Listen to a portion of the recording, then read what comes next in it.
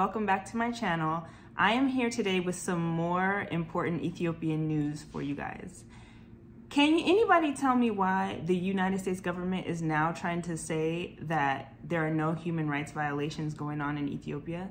Like, come on now, we all know that is not true.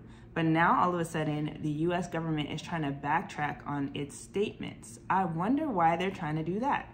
Look at this headline out of Addis Standard. It says, news, rights groups raise deep concern over US backtracking on Ethiopia human right violations commitment. Okay, now if you read further into this article, I'm gonna read a little bit for you guys. It says, prominent human rights organizations, Human Rights Watch and Amnesty International have expressed serious concerns regarding the United States government's recent position of disbelief regarding the continued prevalence of gross human rights violations in Ethiopia.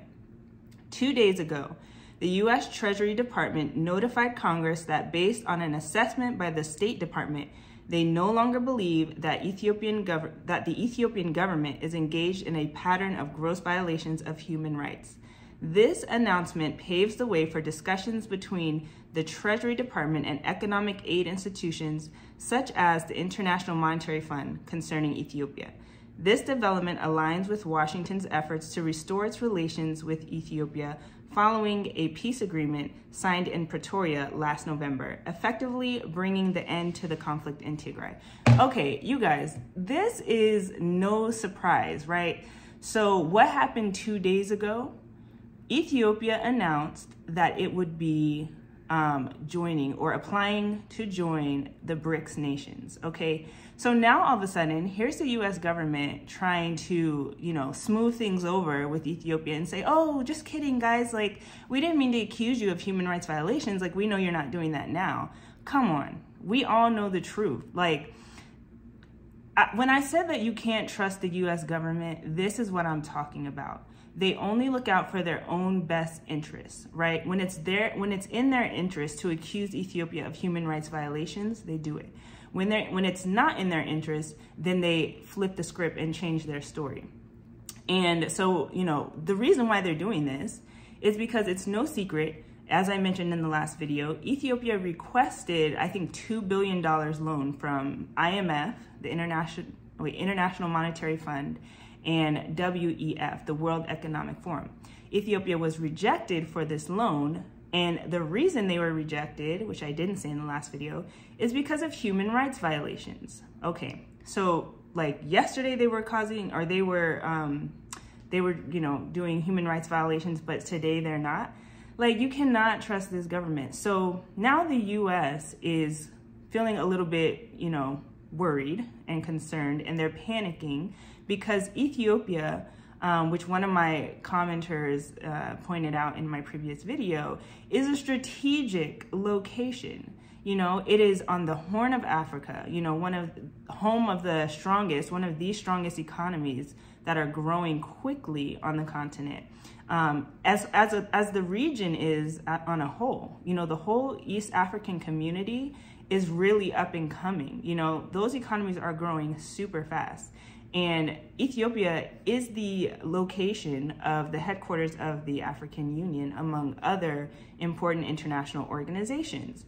And so the US recognizes what they will be losing if Ethiopia walks away from the table and joins these BRICS nations in their alliance. Somebody commented, like, what would Ethiopia have to offer, to the BRICS nations? And really a whole lot.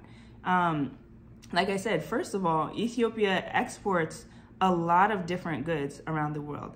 Coffee, tea, spices, gold, cotton, seeds, like grains, all type of, important agricultural, natural products come out of Ethiopia and go to the rest of the world. Also, Ethiopia is, like I said, one of the strategic locations on the Horn of Africa, and it does have a young and growing population, so in terms of the future, you need a younger population, right? If you have an older population, then it's not going to be, as great, I guess, for the future, right? Because people die. That's just normal. That's how life goes. And so, you know, this puts Ethiopia in a really strong position. Hold on, let me fix the lighting really quick. Okay, that's better. So yeah, like I was saying, the US is just flip-flopping, and these human rights groups are upset with the US, rightly so, for doing that.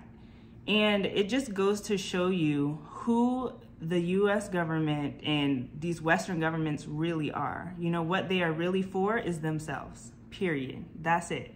Like, the corruption in these governments are much higher, in my opinion, than many of the African governments. Like, yes, some of those in the African governments, they take money for themselves and, you know, do all that stuff. And that is bad, and they should not do that. But on the other hand, the Western governments are like puppeteers, right? And they are manipulating governments. They are manipulating people into doing what they want them to do, right? So that's why these nations have broken away from the SWIFT currency system that is run by the West and dominated by the US dollar, and made their own alliance under BRICS. Like, it wasn't too long ago, I mean, probably like a week ago, that the US was just saying that the people in Tigray were stealing the food aid and selling it for profit to other people. Like, and now all of a sudden there's no human rights violations. Like, get the story straight. Either there are or there aren't. So we can see clearly right through this, and we know what is happening here. The US is panicking. They don't want Ethiopia to leave their system, and they feel threatened. So this should show all of you, all of us, you know, how important and strategic Ethiopia is. You know, this should tell us, like, despite whatever we think is going on in the country, with the current government in Ethiopia and all that stuff, like, we need to look at the bigger picture here. You know, there are human rights violations going on in Ethiopia.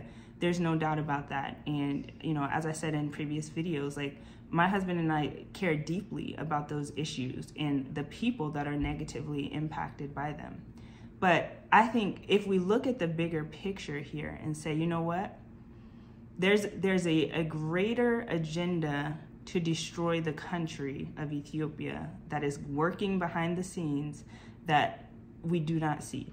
And so this is something to pay attention to. I just wanted to bring it to your attention. And I hope you guys enjoyed this. I hope you found it insightful and useful. Please comment down below and let me know your thoughts. As always, happy to talk to you guys, and I'll see you in the next one. Bye.